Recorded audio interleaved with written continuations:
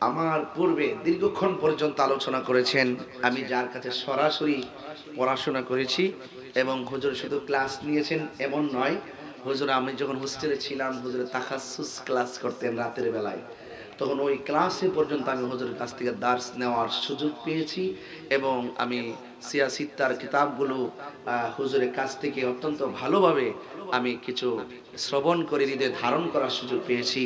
আজকের মাহফিলের প্রধান অতিথি উস্তাদুল উলামা বাদরুল ফুকাহা আলেমে দ্বীন বাতিলের অসংখ্য বিশিষ্ট লেখক এবং গবেষক আল্লামা জাহাঙ্গীর আলম মুজাহিদি হুজুর মুদাজিল্লাহুল আলী, আমার বাবারা, আমার উস্তাদ অনেক সুন্দর আলোচনা করেছেন, জ্ঞান গভীর আলোচনা করেছেন।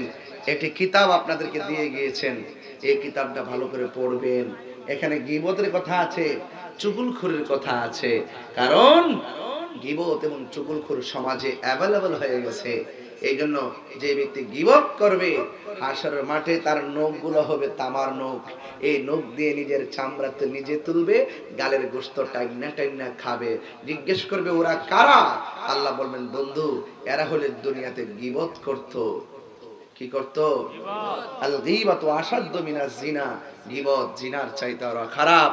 গীবতের কারণে ঝগড়া সৃষ্টি হয়, মুনাফিকির কারণে ঝগড়া সৃষ্টি হয়, চুগলখুরির কারণে ফিতনা সৃষ্টি হয়। আল ফিতনাতু আশাদ্দু মিনাল কতল, ফিতনা কতলের চাইতে আরো জঘন্য। আর কবরে যাওয়ার পরে দেখবেন চুগলখুরির জন্য শাস্তি আছে। এই জন্য আপনাদের সকলকে কিতাবটা দেওয়াইলাম সব কইরা, এটা আমি চাই যে মানুষ তো চলে যাবে। হুজুরে ওয়াজ করছেন 2 ঘন্টা, এই কিতাবের মধ্যে ওয়াজ আছে ঘন্টার পর ঘন্টা। আপনি অনেকগুলা তথ্য পেয়ে যাবেন এবং যারা একটু আরবি পড়তে পারেন, কায়দা পড়তে পারেন বানান সহকারে, এরাও এই কিতাবের দলিলগুলো পড়তে পারবে। হুজুরে এরাব দিয়ে লেখছে, অত্যন্ত চিন্তা করে লেখছে, কারণ স্টুডেন্ট গুলো যেন তারা এই কিতাবটা পড়তে পারে। আপনারা বলুন তো এই কিতাবটা দরকার আছিল না? আরে ছিল কি না বলেন না কেন? প্রতি ঘরে ঘরে এই সুন্নিদের কিতাব রাখবেন। আল্লাহ যেন আমাদের সকলকে বোঝার তৌফিক দান করে, বলুন আমিন। আমার বাবারা, আপনারা যারা বসছেন, আমি দেখতেছি মাঠ কানায় কানায় ভরপুর হয়ে গেছে। মনে হয় যেন মাগরিবের নামাজের আজান দিছে, আপনাদের চেহারা দেখে বুঝতে পারতেছি। তবে আপনি আওয়াজ করে বলুন, আজকের মাহফিলে এসে আমরা খুশি না বেজার? আপনার তো ঠোঁট লড়ছে না ভাই, আপনি এইভাবে চাই রইছেন, মনে হয় যেন আমার জীবনে দেখছেন না। একবারে নিরুপায় তীরহারায় দেওয়ার সাগর পাড়ি দিলাম রে। এর কেন একটু আওয়াজ করেন, হ্যাঁ বলেন আমরা খুশি না বেজার? হাত তুলে কোন আল্লাহু আকবার, ইয়া রাসূলুল্লাহ। আলাকপুর গ্রামবাসী, রাত্র প্রায় 11:30 বাজে। আমার মনে হয় অনেক রাত্র হয়ে গেছে, কিন্তু মাধবপুর সোনারঘাটের জন্য মাগরিব এশারের পর, রাত্রে 2টার পর, দিনের বেলা রাত্রের বেলা না। কারণ সুন্নিরা এরা দিনে যেমন নবীর ভালোবাসে, রাত্র এমনই ভালোবাসে। কথা বলেন ঠিক না বেঠিক? হ্যাঁ কথাটা। এছাড়া আরেকটা কথা আছে, কারণ মাধবপুরের মাটি সুন্নিয়তের ঘাঁটি। অনেক হুজুরা দেখবেন স্টেজে বলবে এত রাত করা ঠিক না, 9টা শুরু করলে 11টা শেষ করে দিলে তো চলে, কারণ সকালে ফজরের নামাজ আছে।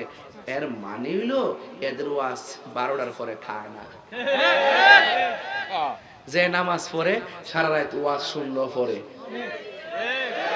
কথা কন ঠিক না বেটে? তো আপনারা একটু উঙ্গানি উঙ্গানি ভাব দেখতেছি আর কি আমি। আসলে আপনারা মোটামুটি ওই যে আমার যে একটা ফেস আছে, রাগের ফেস, এই ফেসটা যখন দেখেন আপনারা চুপচাপ বইয়া থাকেন। আবার যখন একটু হাসি দিয়ে দেন আপনারা আনন্দ পান। এজন্য হাসি কান্না মায়া মমতা এভাবেই তো সংসার, ঠিক না? শুধু শাসনের নাম ইসলাম না। আমার গতকাল একজন কইতাছে, হুজুর আপনি তো সাংগঠনিক সচিব, এখন একটু হেকমতের সাথে সবটি গোছান। আমি কি আপনারা হেকমতের ওয়াজ জীবনে বহুত করছেন, এবার একটু জিহাদের কথা কই।